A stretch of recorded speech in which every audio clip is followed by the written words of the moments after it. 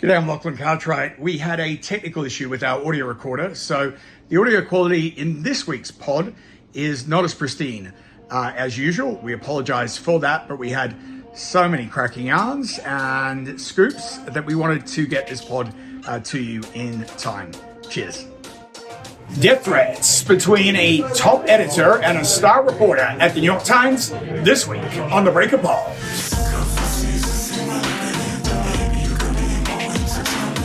G'day, I'm Lachlan Cartwright. I'm Ravi Samaya. We are Breaker, and this week we are coming to you from downtown, from the beautiful Greenwich Village, Super Burrito, which is a fantastic location. Thank you to Eugene, Max, and Griffin for allowing us to do the pod here. Ravi, it's good to see you again. Always a pleasure. I got a question for you, Lachlan. Oh, am I ready for questions yet? We're just warming up with the pod. I'm going to warm you up with something easy. What kind of week has it been? Oh, Rav, I think it's been a big Bonza week at Breaker.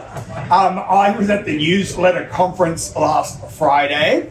You couldn't make it, but I cycled up, city biked up to the New York Times building, to the Times Center, and was just overwhelmed by all of these, creators and independent journos and, people that have started their own newsletters on Beehive. Thank you to Tyler and our friends at Beehive. Thank you. Substack, g'day Hamish, and a bunch of other places. And there were some really great panels. Ben Smith interviewed Janice Min, and that was a lot of fun. 2 pals of ours. Correct, yeah. No, friends of Breaker. And they had a really lively discussion about how Penske's deadline kept nicking stories from the anchor without crediting. Ben asked Janice, who should be the next editor of Vanity Fair, and she said Tina Brown, which I thought was a really brilliant choice, and as did Ben. I don't think Tina wants to do another run at it, but she would be good. She's a young, fresh, untested talent, but I think she might have what it takes. And as I'm at the newsletter conference, actually as Ben was chatting, because you're in the Times building, I thought to myself, we're overdue a Times item in Breaker. The Times is just a fascinating place to me, and I think to you. Used to work there, and I thought we're overdue a Times item. Mental note: I need to chase a Times item. Now, this is how the news gods. When Lachlan has a mental note. The news gods work sometimes. In that, I had a tip shortly after that. About a situation that had played out at the New York Times between a star reporter and his editor. And I remember when we had a New York Times piece when we first started Breaker about Careful Reader. And you said to me on the pod at the time, if you're going to have a scandal, make sure it's not a funny one because people will remember it. And this one is a absolute piss funny scandal. So just to set this up for you, Ravi, is that the Times were reporting out a big piece about Harvard, obviously in the news, just like Columbia, which was reported on, because President Trump's crackdown on these Ivy League schools. And they had done a big piece, we're working on a big piece, looking at all the different donors and how that they were positioning themselves with Trump. And Harvard being one of the universities that pushed back, whereas Columbia folded like a cheap suit. They had 3 reporters assigned to this story, including the lead reporter, Rob Copeland, who is a journalist that had written a book about Ray Yellow, worked at the Wall Street Journal. Now, this story was taking a little bit of time. There was some frustrations going on. So Alan Pollack, who is the business editor of the Times, calls Copeland into her office before the story runs, I guess just to say, hey, what up? What's going on? What's how Ellen talks? I don't know. Well, apparently we're going to get to Ellen talks in a minute.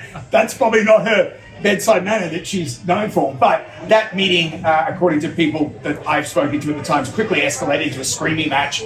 Pollock absolutely giving her charger, Copeland, the hairdryer, as Sir Alex Ferguson would call it back in the Manchester United days, just a proper spray. She'd take a football boot at him. Maybe. Yeah, I don't know if Ellen's got footy boots. But I think just let him have it. You're not following directives. And what's going on with this story, and says to him, if this story comes in over 2,000 words, I'm going to kill you, I'm going to kill him, which was his editor, Michael, and I'm going to kill myself. And at that point, he then says, this is an HR violation, I'm reporting you to HR, which he does. And then he's told take some time out to cool off. I believe Pollock made some effort to apologize, but it just goes to show that the egos and the personalities inside that building never cease to amaze and continue to be good fodder for Breaker. Well, do you know why I wasn't always popular in that building, Lachlan? Because I would do a thing in the middle of situations like that, which are pretty common situations, where I would go outside at about 5 o'clock and I would catch someone walking towards the Port Authority to meet back from New Jersey. And I would say, excuse me, do you care about X, Y, or Z, whatever the story was? And they would usually be like, what? No, I don't know, I'm busy, excuse me. And I would go and I'd be like, look, I've been outside. Is this on camera? Or is this no, it's just me. Right, okay. And then I would go in, and when my editor was giving me shit, I would say, look, I've been outside, I've been talking to people. I know inside this building it feels like life or death, literally in the case of the discussion you're describing. I don't think they care that much. That did not make me the world's most popular person. I bet. And now, as I do with these scoops that we have, I PR them out. So I was pushing this one out last night and this morning, and the New York Post picked it up. And the New York Post went all out, as they do. They even did a video with this story. Now, Rob Copeland then took a screenshot, I believe, of this and posted on his stories account and said, well, at least they plugged my book. Because I put a link into his book in our piece, and I think the Post carried forth. But just a straw poll of people today within the New York Times, pretty much everyone's Team Allen, everyone's Team Pollock. There aren't too many people Team Copeland. And the feeling is, look, you have it out with your editor, you have it out with your colleagues. You don't run the HR and complain. No, and look, I think... And did he really think this was a real death threat? I mean, did he really think Alan Pollock's going to like pull out a gun or something and be like, well, look, make my day? I don't want to disparage poor Ellen, but she doesn't look to me the most intimidating lady. You know? I reckon she'd be pretty intimidating. She's giving you that spray, and you're sitting there. I reckon I've met her, and she carries herself very I'm not well. suggesting she doesn't have gravitas. I'm just saying I'm not sure she poses a physical threat. No, I wouldn't be a fear of my life if she said, I'm going to kill you, him, the editor, and myself. I would have thought she's joking. And she does have this bedside manner, I guess, which is that this is her kind of style of dealing with things. And look, Copeland is a smart bloke. I've met him once. I don't believe he thought his life was in imminent danger. And running HR, what is that going to solve? Well, how long was the story in the end, Lachlan? You engaged the... I did right on deadline when I've got enough stress going on. This PR's calling and people calling, and I decided I'm going to do a word count on this. So did it get under 2,000? Did he right on the list of 2,000? And I think I had it at 280 words. I had to copy and paste and put it in word count like yesterday. But last time I checked, which was this morning, Alan Pollock's still very much alive. Rob Copeland's very much alive. The editor's very much alive. Some of them keep opening the email, so that's how I know that they're alive, because they keep reading Breaker. But everyone seems to be alive. The story came in over 2,000 words. Well, that's good news. I was just thinking about where I could get a reef at short notice. I felt like, you want to do a mono. Someone wants to get Breaker t-shirts made up, like, don't shoot me, Alan, and then Breaker on the front. But there is a lot of Team Pollock circulating, and I think look, we're threshing this stuff out. Copeland will be regretting running to the HR bods, because I don't think that bodes well for future. Look, fundamentally, the thing I've realised is that adults are like children in the playground. It's just that we kid ourselves and more sophisticated than that. So we wear more grown-up clothes. I don't. I do. I'm wearing shorts today, so exactly.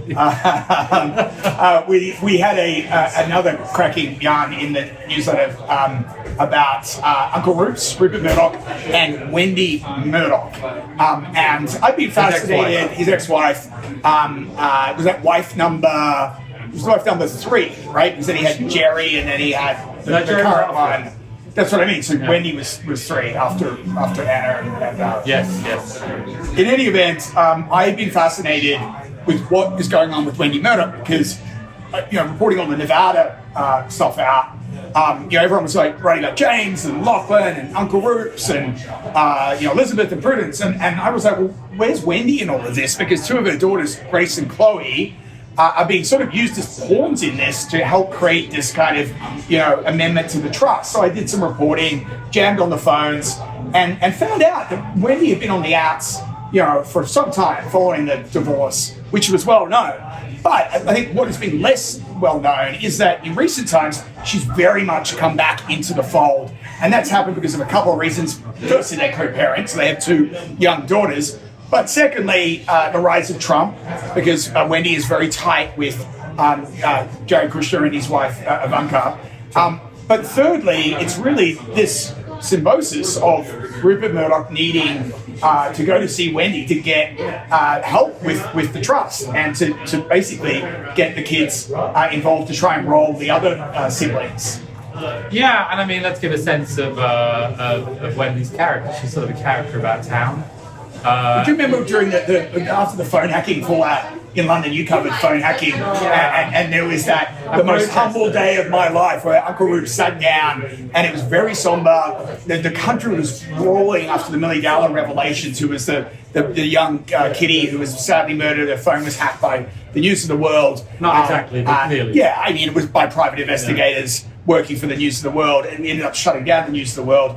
And then there was this parliamentary inquiry where Rupert Murdoch fronts it with his son James, and then a protester leaps out with a pie, and guess who intervenes to stop that? The fastest arm in the West. There she was, preventing her husband from getting fully pied. And that's the kind of character that she seems to be. She seems to be very calculating, very thoughtful, very gritty. I think in the piece you pointed out that Murdoch really admires her in some sense because she's been very smart, very savvy, very thoughtful. And in this case, she seems to have played the long game because now she's back in the good graces of the big man. And I'm sure that's what she wanted for a while. And it was only a decade ago that there were these rumours that were aired in the press that she had an affair with Tony Blair. Blair obviously, allegedly. Blair obviously, Blair obviously close to Uncle Rupes because Rupert Murdoch swung the full support of the Sun when it was at its top power to support New Labour over the Tories to help get him elected, to get Tony Blair elected, to the extent that the Sun's splash the next day was the Sun what won it. Very modest of them. Very modest of them indeed. But they had a close relationship until these rumours were circulating that allegedly his wife was sleeping with Tony Blair. Then the divorce happens, and now she is very much back in the fold. But as you alluded to, as I reported in that piece, what Uncle Rupert Murdoch really respects is that she is a businesswoman, and she has made a shit ton of money with some very savvy investments in the art world and other endeavours, and they have this in common, which they are just like killer business people. I have some weird respect for these women who are kind of labelled, I guess, gold diggers. It's not a phrase I would necessarily use, because in some weird way they have pulled themselves up by their bootstraps. They have found their way into a society that's a long way from the one from China, where she came they from. were born in. And look, I wouldn't cross it. Would you cross it? I would never. I had to call her for the story, and when I called her previously, she's demanded to know where I got the number from, because I have. That was a fun conversation. What did you say? I can't reveal my sources. She didn't want to engage. I say that more of a coward than you? I say I can't remember. I say I can't remember. But she didn't engage on this story. I did see some photos of her at the Met Gala just a couple of nights ago, looking glam, looking ever much the powerful person that she is. But I never would want to get in the way of a cream pie and Wendy Murdoch. Always bet on Wendy, never on the pie. Yeah, definitely not. It's like almost a parable. Someone that I don't know if he's avoided a pie in the face, maybe he has at some point, is Jake Tapper, who has a new book out. If he hasn't, I feel like he should have. He has a new book out called Original Sin, which he co-authored with Alex Thompson from Axios. It's about Joe Biden. It's about who knew what and when about Joe Biden's mental decline. And he's on this book tour. Tapper is, and he's engaged a friend of Breakers, the face, FOB, the queen of scandal PR, Risa Heller, who has wrecked everyone from Brady Elio, then we come full circle, Rob Copeland's book, The Voice of Elmo, it's one of my favourite ones, Elizabeth Holmes, she's done everyone and everywhere. And now what was curious when I had this tip was, why is Jake Tapper, who's got a big profile, getting the scandal PR team involved with PRing his book. And what I was told was that Preemptive scandal. preemptive PRing or preemptive scandaling, yeah. And I was told by someone that resellers instructed Tapper to be nicer to media reporters because Jake does have a bit of a rap with being a bit rough on the furniture when it comes to media reporters, sliding into Media reporters. any journal, other journalists sliding into their DMs when you have a story that he doesn't take to. I definitely know I've been on the brunt of a Tapper hairdryer. He nabbed. He did the same. He nabbed the story from me, and I sent him a pretty polite message saying, "Would you mind crediting us?" It was the New York Times during the Boston Marathon bombing, and I uncovered a new picture of the suspects. The actual ones or the ones that New York Post put on the front cover and they're like sued because they weren't the real suspects? That was another story I'm going to tell you about another day. But so I uncovered that photo, and as far as I remember, Jake used it on whatever his show was at the time. Yeah. And so I sent him a nice message saying, "Would you mind crediting us because we broke that?" And he was a little what in Britain we call shirty. Yeah. He's a little shirty. Yeah. So resellers told him to be less shirty. So I decided, let's test this out. So I called him, as I do. And he said, politely, I'm in a meeting, and I mentioned what genesis of the item that we had is. And to his credit, he messaged me back. He said, on record, you're correct. I have engaged Risa Heller. I've also engaged the fact checker. Very polite. He was very polite. So maybe this the new Jake, the new Mr. Nice Guy, as we headlined that piece. Jake, and retroactively, good job, Mr. and Mrs. Tapper, for instilling in your son a sense of politeness. And that's, the scandal PR advice will go very far. What kind of a retainer would you reckon you're on to get that type of advice? Be nice to a reporter. Yeah. I mean, is that just be nice? Probably cost him $10,000 a word. It's just like, don't be a dickhead, mate. Like, I could have given you that fucking advice for free. One of my favorite images, I'll maybe tweet it out after this, from recent years, was from some protest during the Trump years, and the placard just said, "Don't be a dick." And it's just the best advice. It is, just right? Don't be a dick. Yeah. Any circumstance, don't be a dick. Default. It's a default. It's nice. Don't be a dickhead. Thank you to that protester. It saved me on a few occasions. Not all the occasions. Someone who has been called a dickhead on a few occasions is Dylan Byers, who was Puck's peerless media reporter. Ryan Lizza, who was at Politico, has now gone the independent journalism route. He is on Substack. He has a Substack called Telos. It's Greek, but it's Telos. Get it? Telos. I feel like I want to ring a bell. Yeah.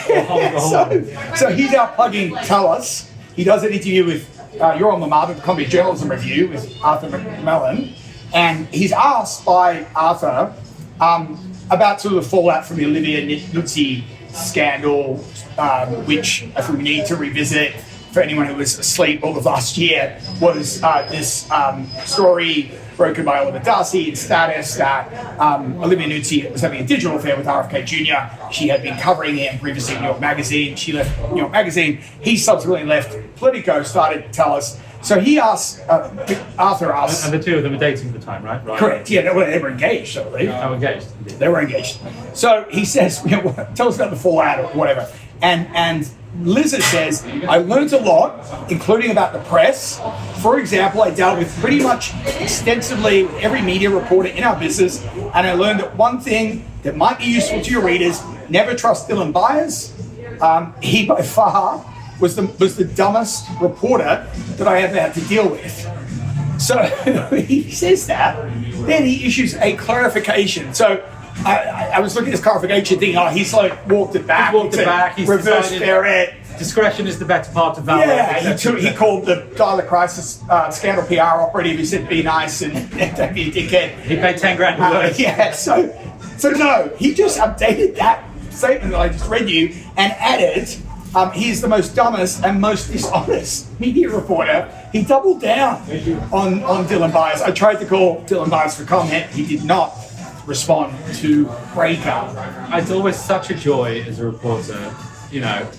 Sometimes you want to tell them it's not in their best interest. When someone just absolutely unloads. When someone just takes the brakes off and just lets them. Well, it was like when I called Waltz about the careful reader item earlier He was this not year, being diplomatic. and he just unloaded on Pam, and everyone was Team Waltz after that. But Ryan, this is definitely both barrels to Dylan Byers. I guess unless you're Dylan Byers, you've got to admire his honesty. SpinCo, which is the new entity that has been formed with the spin out of different cable networks from Comcast, so MSNBC, CNBC, your favorite Oxygen, USA, a bunch of other ones that I don't think anyone's watched in years. Is Oxygen the one where they used to have that show where your car's about to be repossessed? What? But I love this show. I love this show. It was like in the like around the second Obama term, like 2012, 2013, they had this show where your car was about to be repossessed, like genuinely repossessed by a debt collection agency. And they would show up? They would show up with a camera. Who? And, Sorry, Oxygen, or the network, if it was Oxygen. Production company, yeah. And they would ask you 3 questions. If you answered 3 questions correctly, they would get your car out of the What were the questions? It was like general random? knowledge. Yeah, general knowledge. Like, it wasn't something like your car, like when did you last service it? How good are these tyres? No, it was like, you know, World Series questions or, you know, just like general knowledge. I need to catch up on that show. I love how these companies go to a serious effort to rebrand. So SpinCo would be looking for a new name. 20 grand a word again. Yeah, I don't know. They probably spent a lot more. They had 3 different branding consultants, and they came up with a new name, which is Versant. Versant is the new name. No, it made me think of Succession. Because in Succession, when there was a digital media company, which is clearly modeled out of Gawker, the one Roy buys, it's called Vorta. So I was like, Vorta? Versant? I don't know if those branding consultants were just watching Succession. I was like, all right, let's give him that, add in a bit of Versace, and we'll just put it like a little twist on it. I find it fascinating because at this point in the world, we're running out of words. Yes, well, we had this issue with Breakout. We couldn't find a name. There's very few words left. So Versant is the new name for the Mark Lazarus SpinCo spin-off. So start pronouncing now, Ravi Versant. Versant.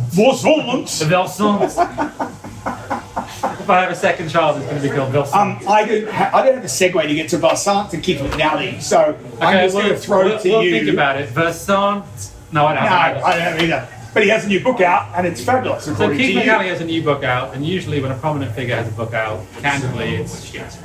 It's boring, it's lacking in disclosure. He's a ghostwriter. It's a ghostwriter, Yeah. You don't want to upset anyone, blah, blah, blah, blah, blah.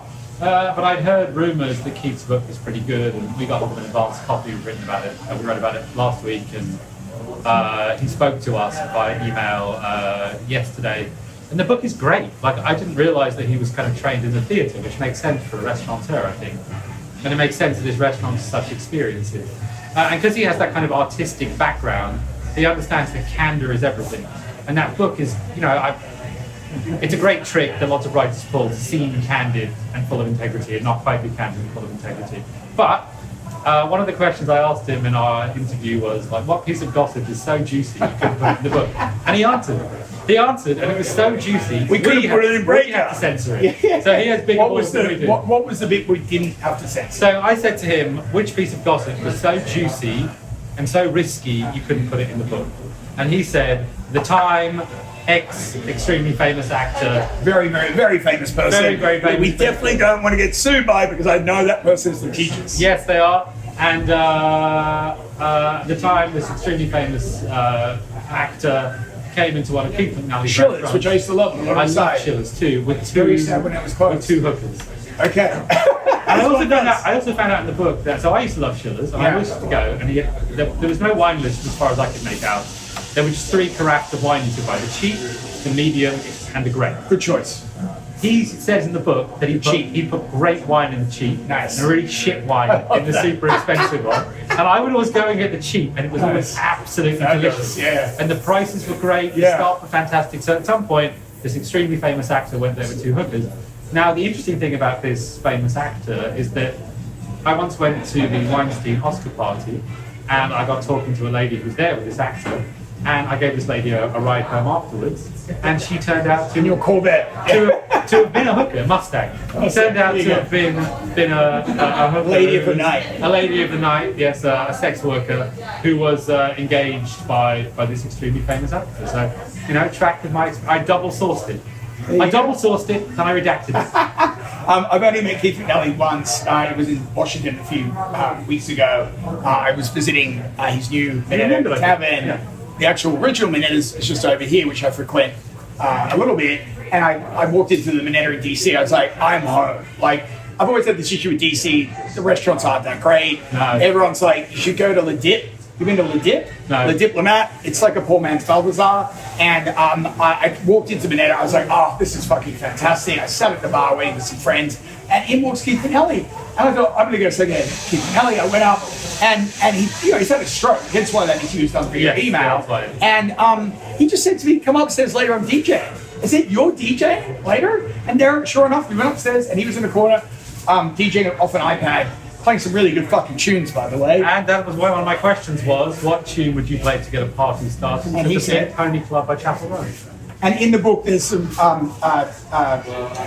bits about Lorne Michaels and a wind tour, Jay McInerney. It's just a total nostalgia blast for Down New York. for me, the funnest era of New York, my funnest era of New York, was kind of like 2006 or 7 until Trump descended that elevator and the world. Wait, what happened?